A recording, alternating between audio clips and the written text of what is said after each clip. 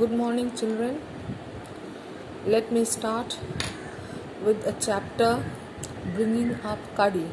This chapter was done in the initial stage when many of you were not in the class. Now, this is for class 7 children.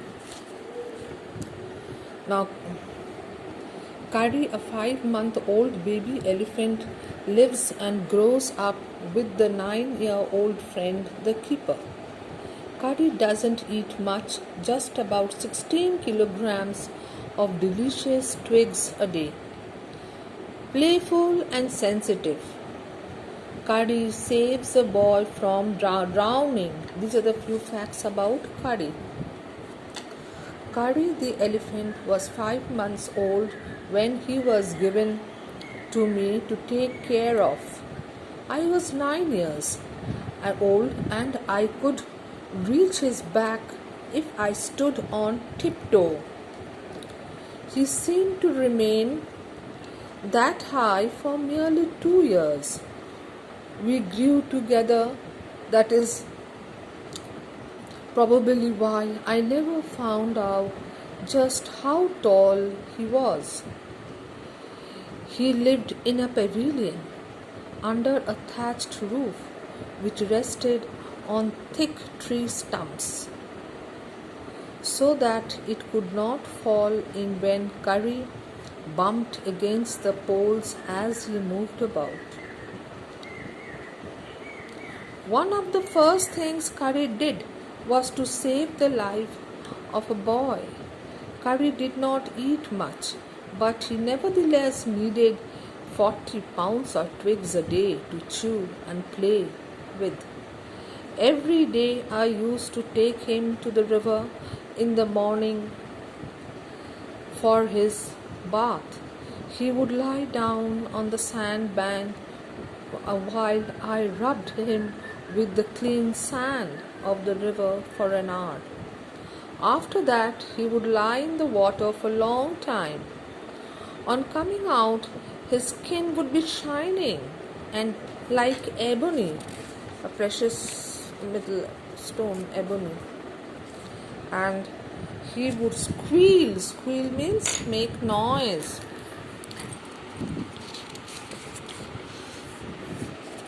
With pleasure. He was so happy, he was so comfortable after rubbing his body and having bath. He would make noise with pleasure as I rubbed water down his back. Then I would take him by the ear because that is the easiest way to lead an elephant, and leave him on the edge of the jungle while I went into the forest to get some luscious twigs, luscious means juicy twigs for his dinner. Dinner means evening food.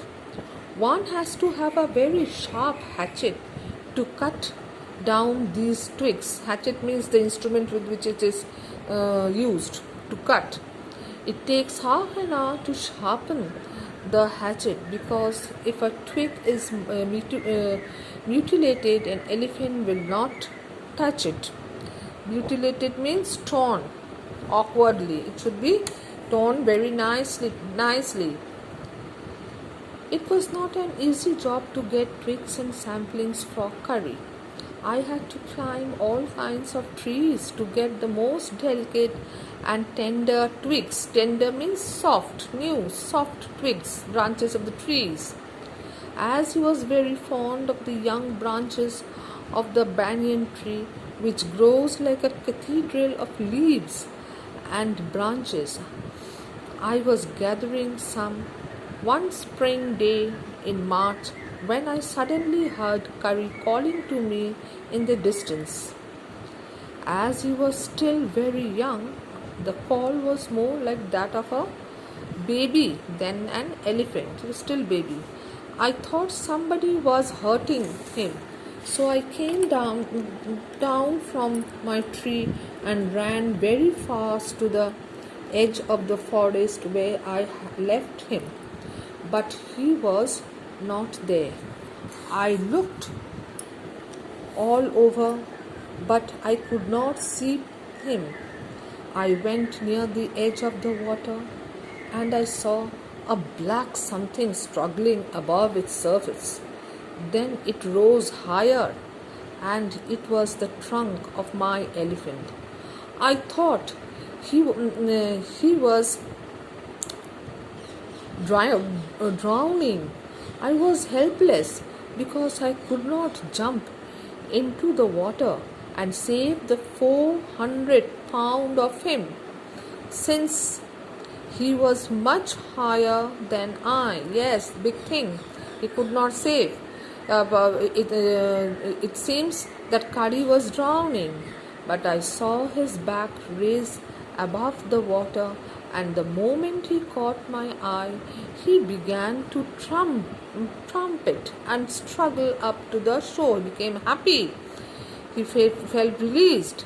Then, still trumpeting is a noise made by the elephant, he pushed me into the water, and as I fell into the stream, I saw a boy lying flat on the bottom of the river. So Sakadi was saving that boy from drowning. He had not saw a boy lying flat on the bottom of the river. He had not altogether touched bottom, but was somewhat afloat. I came to the surface of the water to take my breath, and there Kadi was standing, his feet planted in the sand bank, and his trunk stretched out like a hand waiting for mine. He was waiting for the hand of the boy to help him to come out of the water along with the boy.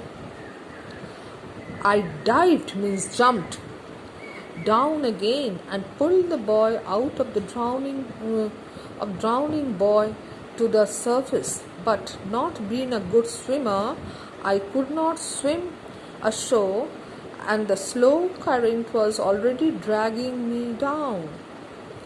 Seeing us drift by the current, Kari, who was usually slow and ponderous, suddenly darted down like a hawk and came halfway into the water, where I saw him stretch out his trunk again. I raised up my hand to catch it, and it slipped. I found myself going under the water again, but this time I found that the water was not very deep. So I sank to the bottom of the river and doubled my feet under me, and then suddenly kicked the riverbed and so shot upwards like an arrow, in spite of the fact that I was holding the drowning boy with my hand. As my body rose above the water, I felt a lasso round my neck. This frightened me. I thought some water animal was going to swallow me. I heard Kadi squealing, and I knew it was his trunk about my neck. He pulled us both ashore. Now here Kadi becomes fond of ripe bananas. He believes in self-help, much to the discomfort of his friend. With quite dignity, means prestige, Kadi accepts the chiding, means scolding, he knows he deserves. Kadi was like a baby. He had to be trained to be good, and if you did not tell him when he was naughty, he was up to more mischief than ever. For instance, for example, one day somebody gave him some bananas to eat. Very soon he developed a great love for dried bananas. He used to keep large plates of fruit on a table near a window in the dining room. One day, all the bananas on the table disappeared, and my family blamed the servants for eating all the fruit in the house. A few days later, the fruit disappeared again. This time, the blame was put onto me, and I knew I had not done it. It made me very angry with my parents and the servants, for I was sure they had taken all the fruit. The next time the fruit disappeared, I found the banana all smashed up in Curry's pavilion. This surprised me very much, for I had never seen fruit there, and as you know, he had always lived on twigs. Next day, while I was sitting in the dining room, wondering whether I should take some fruit from the table without my parents' permission, a long black thing, very much like a snake, suddenly came through the window and disappeared with all the bananas. It was nobody else but Curry the elephant. I was very much frightened because I had never seen snakes eat bananas, and I thought it must be a terrible snake that would sneak in and take fruit. I crept out of the room and with a great fear in my heart ran out of the house, feeling sure that the snake would come back into the house, eat all the fruit, and kill all of us. As I went out, I saw Curry's back disappearing in the direction of the pavilion, and I was so frightened that I wanted his company to cheer me up. I ran after him into the pavilion, and I found him there eating bananas. I stood still in astonishment. The bananas were lying strewn all round him. He stretched out his trunk and reached for one far away from where he was standing. That instant, the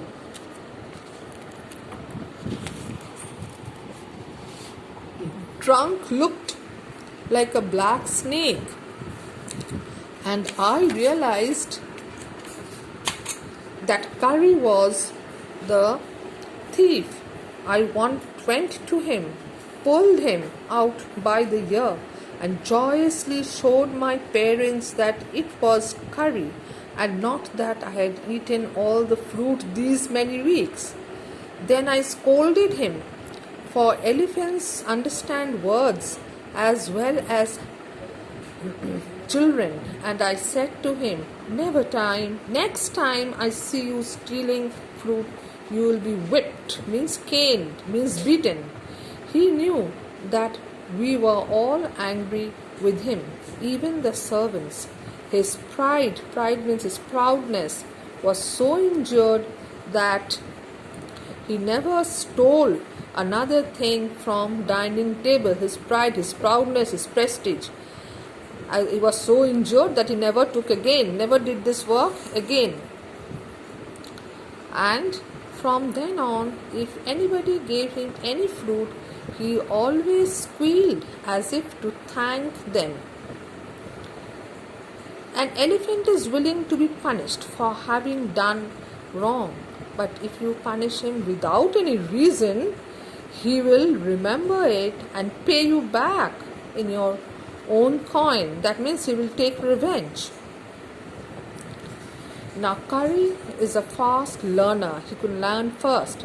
He masters all signals and sounds he is taught. There is one lesson, though, that an elephant takes 5 years to learn. Curry is no exception. He also takes a long time to learn. But in comparison to other elephants, he learns faster. An elephant must be taught when to sit down, when to walk, when to go fast, and when to go slow. You teach him these things as you teach a child. If you say "Dhat" and pull him by the ear, he will gradually learn to sit down. Similarly, if you say "Mali" and pull his trunk forward, he will gradually learn that it is the signal to walk. Kari learned Mali after 3 lessons, but it took him 3 weeks to learn Dhat. He was no good at sitting down. And do you know why an elephant should be taught to sit down? Because he grows taller and taller than you, who take care of him, so that when he is 2 or 3 years old, you can only reach his back with a ladder. That is why he has to be learned to sit down, so that his Mahout can climb on his back. It is therefore better to teach him to sit down by saying Dhat, so that you can climb upon his trunk, upon his back, for who he wants to carry a ladder around all the time. The most difficult thing to teach an elephant is the master call. He generally takes 5 years to learn it properly. The master call is a strange hissing, howling sound, as if a snake and a tiger were fighting each other, and you have to make that kind of noise to his ear. And do you know what you expect an elephant to do when you give him the master call? If you are best in the jungle and there is no way out, if you are lost in the jungle, then there is no way out, and everything is black except the stars above, you dare not stay very long anyway. The only thing to do then is to give the master call, and at once the elephant pulls down the tree in front of him with his trunk. This frightens all the animals away. As the tree comes crashing down, the monkeys wake from their sleep and run from the branch to branch. You can see in the moonlight, you can almost see the stags, that is the male deer, running in all directions below. You can hear the growl of the tiger in the distance. Even he is frightened. Then the elephant pulls down the next tree, and the next, and the next. Soon you will find that he has made a road right through the jungle straight to your house. Now, this is the story written by Dhan Gopal Mukherjee. The name of the author must be known very well. Okay, thank you, children.